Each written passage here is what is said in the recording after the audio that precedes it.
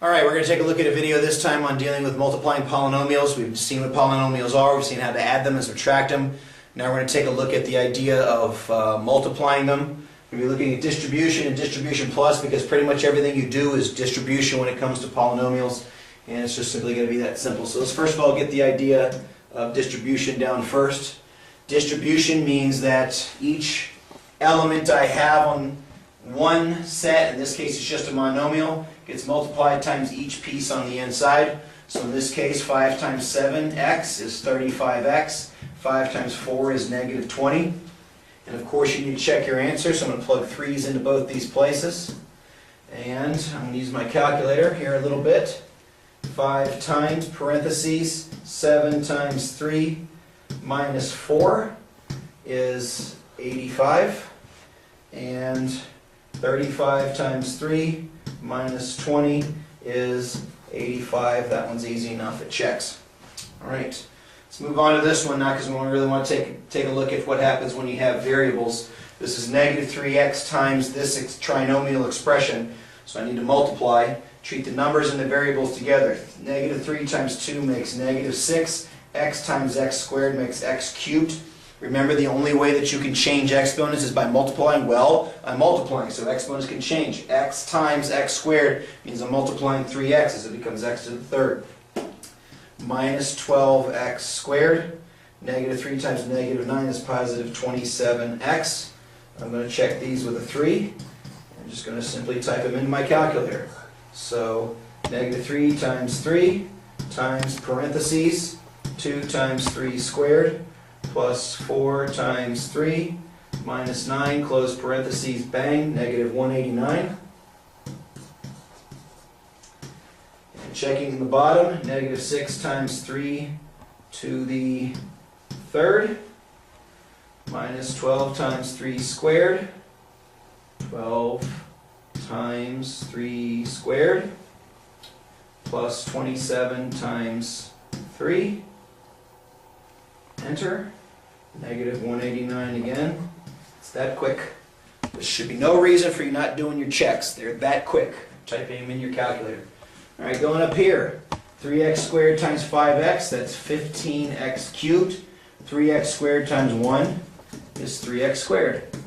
Check it. Make sure that you did your work right. Now this one's kind of simplistic, but that's okay. 3 times 3 squared times parentheses 5 times 3 plus 1, close parentheses, enter, 432, and then 15 times 3 to the third plus 3 times 3 squared is 432, so these are both 432, and the check's that quick, shouldn't be a big deal.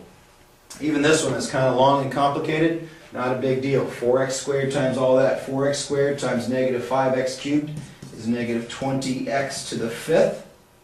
X squared times x cubed is x to the fifth. 4x squared times 6x squared is 24x to the fourth. 4x squared times the opposite of x is negative 4x cubed. And 4x squared times 11 is negative 44x squared. Glad I caught myself. I would have caught on the check there for sure. Let's plug 3's in there. Lots of typing in your calculator, but it's not a big deal. It's worth the 100 on the test, I assure you.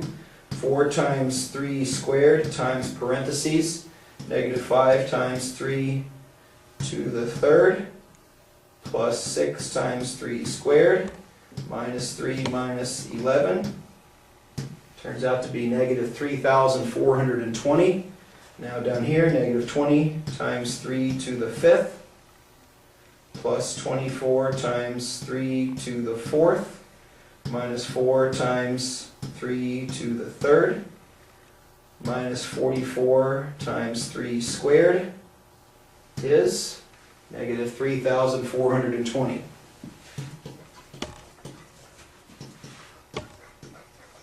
Piece of cake. That's distribution. Only gets a little bit more complicated in distribution plus, because now instead of just having a monomial times a polynomial, now we have binomials times binomials, or binomials times trinomials, and which is all my examples are here. Doesn't matter how many there are, if you're just going to follow the principle. Everything is distribution. But instead here, just having one thing, like if I just had 5, be 5 times each of those things. I have x plus 5. Well, the x gets multiplied times the mole, and the 5 gets multiplied times the mole. And if you'll just remember to take each element of the first one and multiply it times each piece of the second one, this is a piece of cake. It shouldn't be any harder than what you just got doing with distribution. Just got to do it twice. Now take the x. X times x produces x squared. X times 2 is negative 2x. 5 times x is 5x. And 5 times negative 2 is negative 10. Now the added caveat here is that you may have some like terms that you need to collect before you're done. Well, I have some like terms. X squared is by itself. There's no other squares. Negative 2x plus 5x is 3x. 10 is by itself, so there's my answer. Stuff a 3 in here, stuff a 3 in there. Let's see what we get. That's going to be 8 times 1, so this is going to turn out to be 8. This is going to be 9 plus 9, which is 18 minus 10 also turns out to be 8. You need a calculator for that one. Those both turn out to be 8, and I'm correct. All right, let's move down to this one. Still a binomial times a binomial. X squared times both. X squared times x is x cubed. X squared times negative 5 is negative 5x squared. 8 times x is 8x. And 8 times 5 is negative 40. There are no like terms there. Cube, squared, first power, 0 power. There's nothing new. So, stuff a 3 in. Let's make sure we're right. 3 squared plus 8 times 3 minus 5 turns out to be negative 34. 3 to the third minus 5 times 3 squared plus 8 times 3 minus 40 turns out to be negative 34. And hopefully I'm conveying to you that this is a piece of cake. Right? The key is just to be organized. We're going to see what happens with the binomial times a trinomial. But I should be able to give you a 55 term one and another 35 term one, and you should be able to multiply them together because it's just each piece of the first one times all the second ones. It's distribution plus, because you have to do distribution more than once. That's all that's going on here. All right. So now in this case, 5x times each of those. 5x times x squared is 5x cubed. 5x times 7x is 35x squared. 5x times negative 2 is negative 10x. Now I go to the 4. Negative 4 times x squared is negative 4x squared. There's some like terms here this time. Negative 4 times 7x is negative 28x. That's going to be a like term too. And negative 4 times negative 2 is positive 8. Collect like terms. They only have one cubed. When they start getting this big, I like to cross them out as I use them so I make sure I get them all. 35x squared minus 4x squared is 31x squared. Cross, cross. Negative 10x minus 28x is negative 38x. Those are gone, and all I'm left with is the 8. Check it with a 3. All right. Parentheses, 5 times 3 minus 4. Close, times, open. 3 squared plus 7 times 3 minus 2. Close, enter. 308. Now we'll check the other one. It's easier to just stay here. 5 times 3 to the third plus 31 times 3 squared minus 38 times 3 plus 8. Enter. 308. 308 here. 308 there. They're correct. Checked. All right. Last piece, last one. I threw in a y here just because you can have them in there just to check and make sure how to do that. X times each of these. X times 3y is 9. It's not. It's 3xy. X times 7x is 7x squared.